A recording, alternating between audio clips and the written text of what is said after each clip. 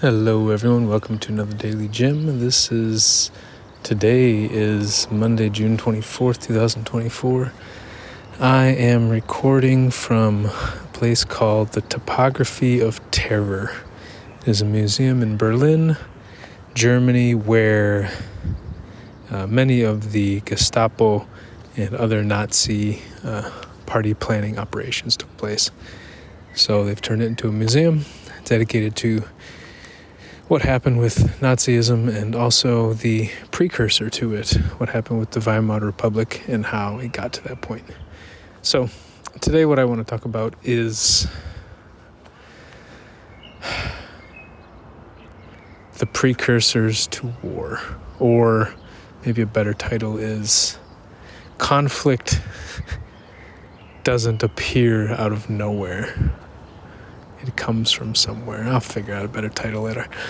So what I want to talk about is I came here, and obviously throughout the years I've learned more about the Nazi Party and Hitler and Joseph Goebbels and some of these people, if I'm pronouncing that correct. And what I really appreciated about this museum is that, yes, it talked about that, but it also talked about what happened right after World War II after World War I until World War II. And this is a history I'm not very familiar with, but I imagine many of you aren't either.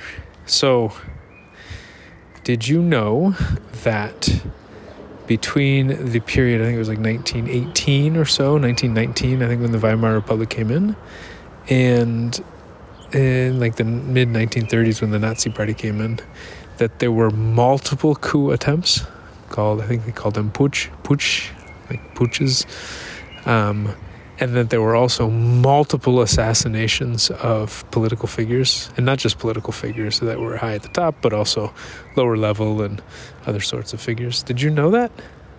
I'm guessing not. I'm guessing if you were like me, you thought, all of a sudden the Nazi Party just came to power and they just overtook the country and voila. Did you know that at some point the British and the French took over, I think, a place called the Rhineland because Germany was failing to pay its reparation payments that it agreed to during the Treaty of Versailles? Did you know that a lot of people in the population were afraid that civil war was going to break out in the Weimar Republic? Did you know that the Weimar Republic had one of the worst economies in Western democracies before the Great Depression happened? It said, I think around the time after the Great Depression or something, it went hyperinflation. Something like 50 marks were equal to a US dollar when the Republic started. Actually, this was before, and I think it was like 4 years later, like 1923 or something, that one US dollar was 4.2 trillion marks, I believe. It really shocked me because that reminded me of Zimbabwe. I think I have a 4 trillion Zimbabwean dollar note, because they had absolutely hyperinflation. So, did you know that there was a strong communist force that was trying to finish the revolution that was starting, like the Russian Revolution? And did you know that there was obviously a force that didn't like that? And did you know that a few of the leaders in the government that were assassinated, I think, had Jewish backgrounds as well? So it's just like, I think so often we think that war and conflict and even fights just come out of nowhere. We think that the kid that goes in and shoots up a school just all of a sudden just decided he's going to shoot up a school. Maybe, just maybe, there was conflict before that. Not just with him, but with both sides, or with a feeling of conflict from both sides. Actions that build up and escalate the conflict. I think I'm just so tired of this idea that it comes out of nowhere.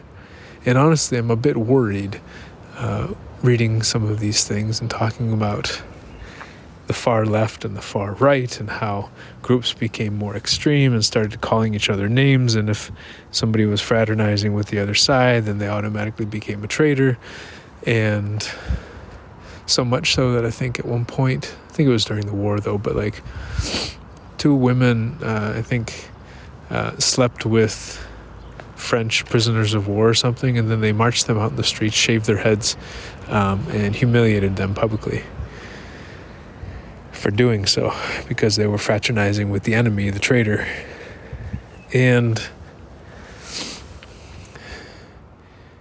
it just, I think we prevent wars, we prevent conflict by resolving the conflict before it gets too big, by recognizing that more often than not, both sides are contributing to the conflict, and maybe even more than it's just 2 sides. Maybe there's a lot of things that are coming into the conflict, and to think that it's just one person or one other person that's causing all the conflict, I think is just out of touch with reality.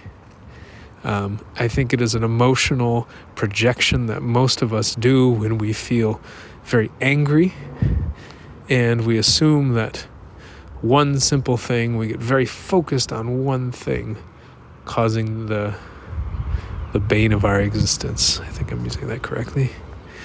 And there's just so many factors that go into it, that go into making people feel lonely and paranoid and disconnected, and believing that the world is against them, and believing that their life doesn't matter. I read something that said that, what did it say? Something like 50,000 Jews were deported at one point, 55,000 Jews or something. And I think it said like something like 3,000 or 4,000 went into hiding, and 6,000 committed suicide. I was like, 6,000 committed suicide? Holy, that's a lot. I don't know if it was that number, but it was somewhere around 10% of, the people who got deported, instead of getting deported, they committed suicide. I was, oh my goodness. It's just, when we get really lonely, when we get paranoid, when we get helpless, we often want somebody to come in who tells us very simple, clean answers that they will fix the solution. We need to just trust the one individual who is going to resolve all the problems in the world. And we feel totally helpless, and we say, yes, he must, because everyone else doesn't care about me and the world's out to get me. And then when they direct that helplessness, that powerlessness, and we direct that towards one specific group and say, these are the people who don't care about you. They're the ones who have all the power, and they don't care about you. They're the ones who are destroying your lives. It is very, very easy to build up a lot of hatred towards those people. And I worry, I don't think we're there yet in the US, but it's the whole point of this episode is that we're not there. It's not about being there. It's about catching ourselves before we get there.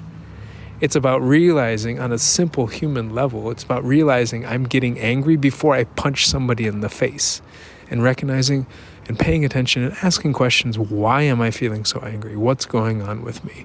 And not going, I feel angry 100% because of this person. I think that is just anger making us stupid. We are blinded by the anger. We don't realize that maybe I'm angry because I've lost my job. Maybe I'm angry because I didn't sleep well. Maybe I'm angry because I have some disease that I don't know what's going on. Maybe I'm also angry because I didn't apply for a scholarship or something. Maybe I'm also angry because I didn't have the courage to have a conversation with somebody. Maybe I'm angry at a lot of things in life. And not just the one specific person who is driving all of this misfortune in my life. And as I say this, that one specific person is not somebody else, but neither is it you. You are not causing all of the misfortune in your life.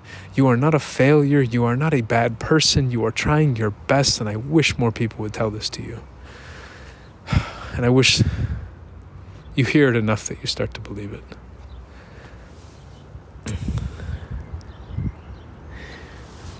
Yeah, I visited quite a few of these sites around the world in the last couple years. Just last year I was at Mandela's prison reading about political prisoners. Mandela's prison, the prison where he was jailed for a while. Yeah, it's just...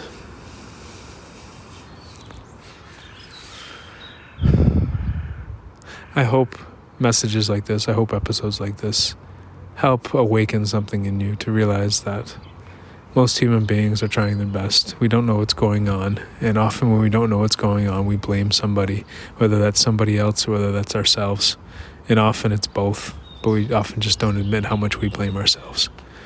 And so I hope this inspires you a bit to realize that conflict doesn't come out of nowhere, and neither is conflict 100% caused by one factor. It is a multitude of factors that contribute to the war, to the conflict, to the anger, to the separation, to the disconnection, which also means there's a multitude of factors that we can work on resolving to bring ourselves closer to ourselves and closer to other people.